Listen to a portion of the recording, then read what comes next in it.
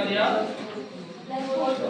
एक आवेश है +4 माइक्रोकूलम, दूसरा आवेश कितना है -2 माइक्रोकूलम।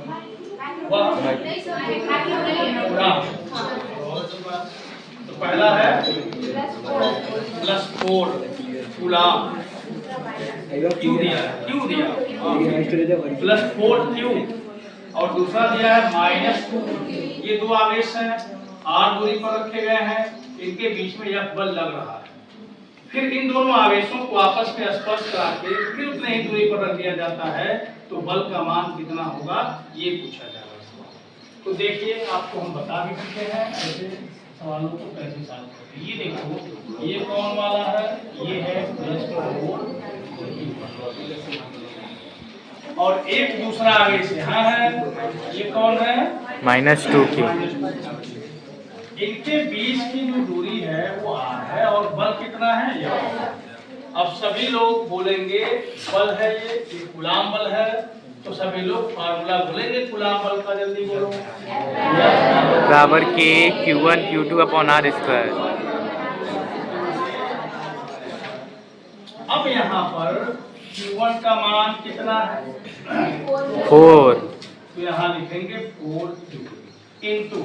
अब एक बात याद रखना, जो सदिश राशियां हैं उनमें माइनस चिन्ह का यूज नहीं किया जाता, ठीक है, क्योंकि माइनस डायरेक्शन को चेंज कर देते हैं। तो माइनस से हमेशा माइनस असर किस पर करता है, डायरेक्शन पर। तो हमें क्या मैग्नीट्यूड चाहिए, केवल परिमाण चाहिए। तो 4Q और इसके बाद क्या लिखेंगे 4Q और नीचे क्या लिखेंगे 8।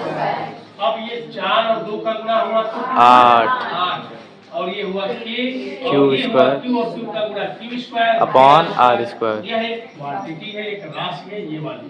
अब इसी का मान यहाँ ज्ञात कर लेते हैं, जैसा कि हमने कई एग्जाम्पल में आपको बताया था। तो ये आपका कितना हो गया, यह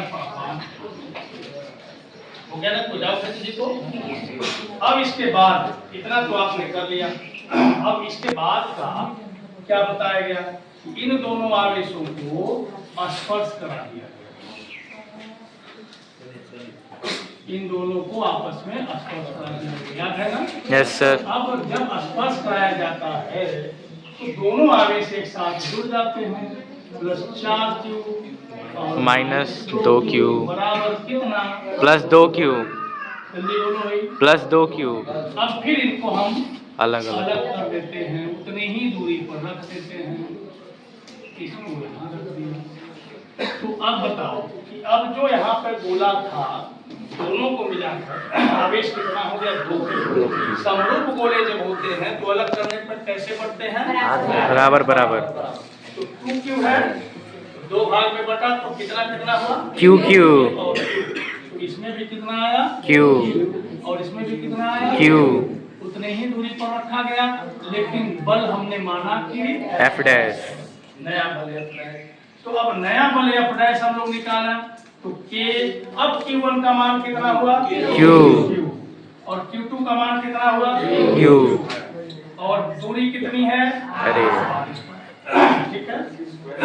फाइनली F = K और Q square upon r square हो गया। तो K Q स्क्वायर बटे r स्क्वायर का मान कितना है F/10। तो ये क्या आ गया आपका F डैश। अब बताओ आंसर कौन हुआ D।